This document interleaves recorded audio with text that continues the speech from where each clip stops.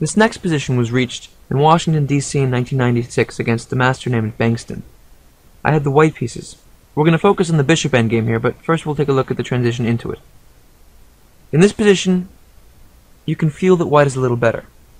I have an active rook compared to his. My king is potentially much closer to the game than his. His king is blocked by an f7 pawn and an f6 knight. My king has a clear path into the game. His queenside pawns look a little bit weak. Maybe my knight will be able to undermine them later. They're on the same color as my bishop. What would you play here? My first move in this endgame was a very important structural decision, and we'll be looking at a number of such decisions as this endgame course goes on. I played the move a4, immediately establishing a certain relationship between my bishop and his. My bishop became a good bishop, and his bishop became a bad bishop. Now this isn't only because of the move a4, but we see that now his b6 pawn is locked onto that square. He can't play b5. And his c5 pawn can't really move because then the b6 pawn will become very weak. My bishop will be opened up onto it. If you were to compare this structure here, where his pawns are on b6 and c5 and my pawn is on a4, with the structure if he were to play the moves b5 and c4, huge difference. Here his queenside pawns are active, all on light squares, they're not targets. Here, his pawns are restrained on dark squares, they're targets. Such little decisions as this, like a4, can turn a whole endgame around. I spent a week in Switzerland a few years ago studying the endgame with Victor Korchnoi, who was considered to be one of the greatest endgame minds in the history of chess. It was an amazing time studying with him. It just blew my mind. But one of the most impressive elements of his endgame understanding was his ability to move the pawns. He understood structure and pawns better than anything I'd ever seen. This is a rather simple idea, but it's effective. a4. Now if you were to think, if we go back a moment, if it were black to move, what would he do? And you would see very quickly, the correct decision for black would be to play b5.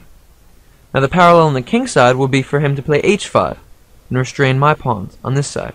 This is not quite as important because the kings are here, so the weaknesses can't really be exploited. That's why if the kings are on the king side, the queenside pawns tend to be more important in terms of their weaknesses. Anyway, I played a4, and he played rook d6, which is a good decision. He should trade off the rooks because my rook is more active. I saw that I had a better game. I played rook takes d6, bishop takes d6. Now what would you do? Remember, in the endgame we should have an active king, king f3. It's not so easy for black to bring his king into the game, because if his knight moves away to try to open up the f6 square, say he were to play knight d7, then my king would have a clear path in, king e4, threatening king d5 and king c6. If I play king e4, if he were to play king f6, I could play king d5, followed by king c6 after he moves his bishop. I'm completely winning because of my active king. This is the way to play the endgame.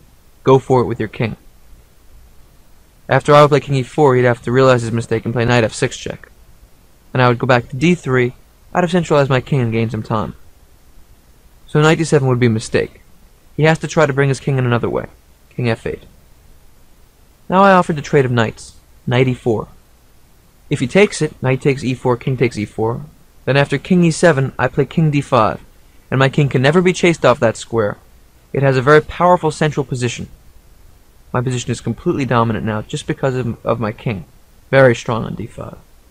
I'm threatening king c6, he'd have to play king d7, and then I could undermine his queenside with a move like a5. But we'll take a look at that in a moment. After I played knight e4, he played king e7. And here I made an interesting decision. I played the move a5. This looks like a pawn sacrifice, but really it isn't. I win it back very quickly. If he were to play b takes a5, then I could just play knight takes c5. Now I have a passed c pawn, and his two a pawns are controlled by my b pawn, so it would be like I'm up a pawn. Very good position for white. If he plays b5, that's even worse. I just play knight takes c5, and I really won a pawn. Now his a6 pawn is a weakness. After a5, he played knight takes e4, king takes e4, b takes a5. And this is the position that I really want to focus on. What should I do? I'm sure you're all over this one. King d5. Jump right in there. So now you see, of course, that it was just a temporary sacrifice. My next move is going to be bishop takes c5. He can't defend that pawn. But he also has to prevent my king from coming further in with king c6. He played king d7, and now our understanding of king and pawn endgames comes in handy. I played bishop takes c5, very happily willing to trade into the king and pawn endgame, because it's not so hard to evaluate this position as winning. If he were to play bishop takes c5, king takes c5, king c7, because of course I was threatening king b6, the win is pretty straightforward. I can play king d5. He would have to make moves. He can either move his king or his kingside pawns. If he moves too many pawns on the king side, then I can come over there and attack him. I can always, of course, play king e5 to f6 and give up something on the queen side to try to attack his king side. That's one way to win. But also I could just move my pawn up c4, c5, c6. Nothing he can do to stop it. Then I can play king c5. Then he goes king c8. After he runs out of moves, of course, on the king side. So say he were to play f6 and then g5, and we were to make that trade, and I would have played g4. Then he would play h6. Doesn't matter. He can't do anything on the king side, and he'll run out of pawn moves. And I'll just be moving back and forth here. Finally, he'll allow me up. I'll take his 2 pawns here. I'll win the game pretty easily. It's very important to be comfortable in king and pawn endgames, so we're willing to simplify into them. Bishop takes c5 was a very easy decision for me. I knew that if he traded off bishops, I'd win without any problem. He has to avoid that trade. He played bishop c7. So now we've reached a position where we have even material, but white is completely dominant. My king on d5 cannot be moved out. He doesn't have a light squared bishop or anything that can attack it. My bishop on c5 is very actively placed. I have a passed c-pawn, and my b-pawn holds both of his a-pawns. Those doubled pawns don't really pose any threat. If he weakens himself by trying to expand in the king side, then my king will be able to slip over there and pick off those pawns. The only question remains, how do I win? In these types of positions, details are very important. My first move is essential. Remember the first move of this example, when I played a4, holding back his pawns. What would you do now? My first decision was b3. A quiet, but very important move. I lock his pawn onto the a5 square. This does 2 things. First of all, it limits the mobility of his bishop. And also, if he were to play a4, he would have more room. He'd have restrained my queenside pawn a little bit. His bishop could come out to a5. He'd be able to pretend a little activity. But most importantly, my b2 pawn would have become a weakness. He'd have something to hone in on. He could try to maneuver his bishop around and attack the b2 pawn and create a passed pawn of his own. b3 stifles all of his plans of aggression. There's nothing he can do but defend.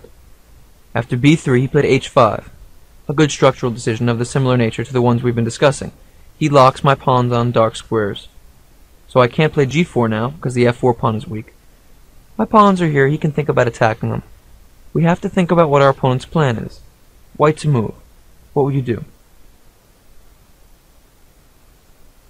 In all of my annotated games in Chessmaster, I tell you, think about your opponent's plan. What does he want to do?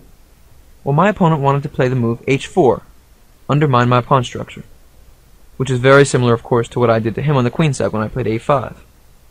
After h4, if I were to play g takes h4, then bishop takes f4, and interestingly enough, we would have exactly parallel pawn structures.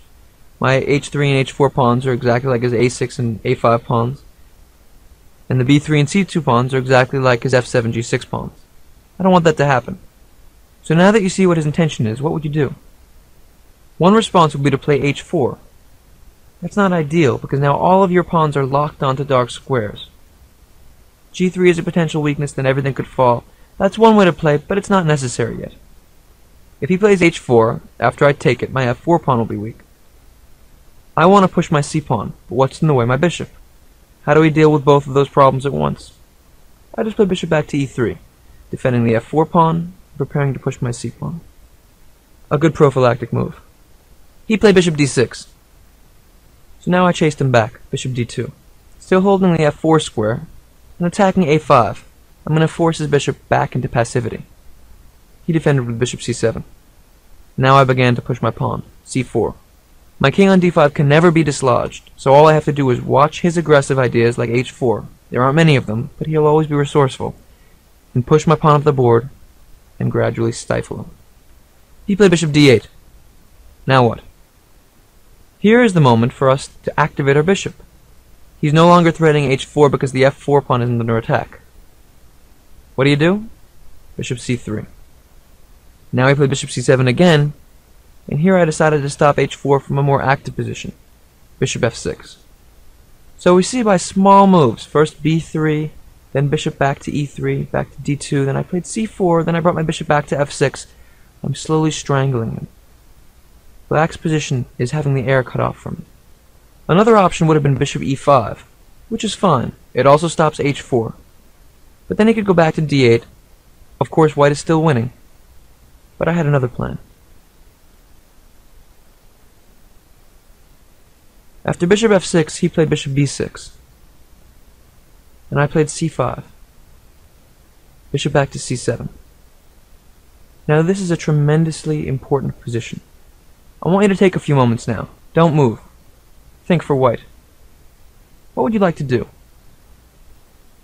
The theme of my play so far in this endgame has obviously been to strangle him.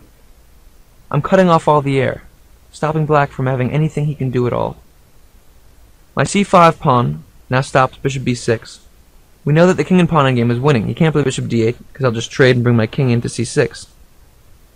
It's handy to be proficient in king and pawn endgames, no? He can't play h4 because I cover that square.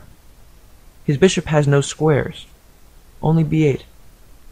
His king can't move anywhere because if his king moves, then I'll go back to the c6 square. But if his bishop moves back to b8, what do you do? Now I could play the move bishop e5, offer a trade. We already know that all the trades are winning for me. So we'd have to go to a7, but then I could play bishop d6. And suddenly his bishop has been chased into a corner and there's absolutely nowhere to go. If he moves his king, I get to the c6 square and win. So we would have to try to move the pawns on the king side, but he runs out of moves. If he plays, for instance, f5, then I just play h4. No more moves. If he plays f6, I can just play h4. And then after f5, I can move bishop e5. I'm not the one who has no options. If he moves his king, I come into c6, followed by bishop d6 check and king b7.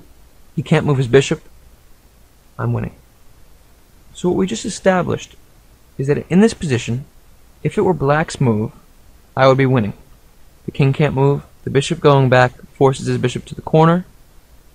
He can't really do anything. So now the question is, how can white force it to be black's move in this position? White wants to lose the move. With that understood, take a few moments and figure it out. White to move, what do you do?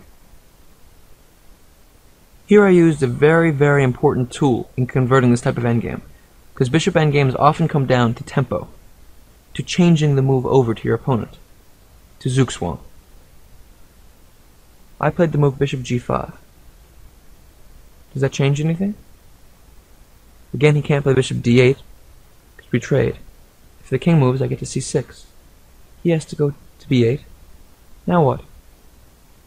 Now I played the move bishop to h4. So now if he goes to a7, then I go to f6, he goes to b8, and I go to bishop e5. He has to go back to a7, and I win easily.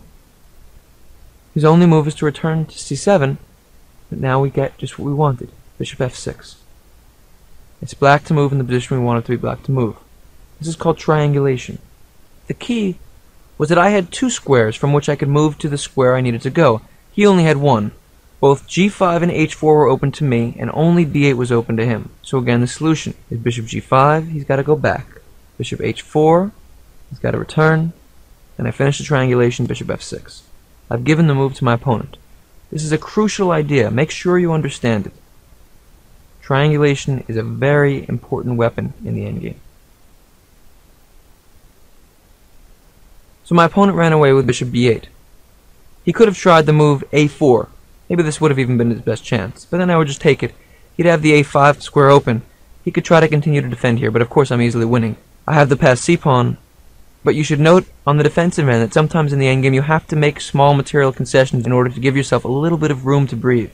He should have played a4, and after I take it, bishop a5. Yes, he's completely lost, but here he can try to breathe a little bit. Sometimes you have to give a little bit in order not to lose a lot. He played bishop b8, I played bishop e5, and he of course avoided the trade. He played bishop a7. If he were to play bishop takes e5, obviously after f takes e5, the position is easily winning. He can't do anything on the king side. My next few moves can be c6 check, king c7, king c5. He'll run out of moves, have to move his king, and I just play king d6. The way this position would end up being would he'd probably have g5 and h4 and say we'd have made this trade. Then I could play c7, king c8, and I have two ways to win this. The first one is I could play king e7 and immediately take the f7 pawn and then queen the e pawn. Or I could almost stalemate him, but not quite, because he has the move a4. Then I take it, he has to play a5, and then I move. And here he can either move his king to b7 allowing king d7, or make his final pawn move f6, after which I would simply take the queen. So I can almost stalemate him, allow him to throw away all of his pawns, collect them, and then just win easily that way. So obviously he can't trade bishops. So after bishop e5, he correctly avoided the trade, played bishop a7. Here I just play bishop d6. His bishop is locked into the corner. Now all that remains are some pawn moves and a king move. The king move will be desperate because I'll have the c6 square. So he played f5, I played h4, stopping all kingside play, and he resigned. Of course you see that after he makes a move like king d8, I can just come in, and I'm easily winning. King e6, and then take his kingside pawn. There's nothing he can do, his bishop can't escape. And so this game was won by having a superior position of my king, of my bishop, having better pawns, and then I gave him a move. I used a device called Zugzwang. I triangulated, lost a move, and forced him to make a move which destroyed his own position.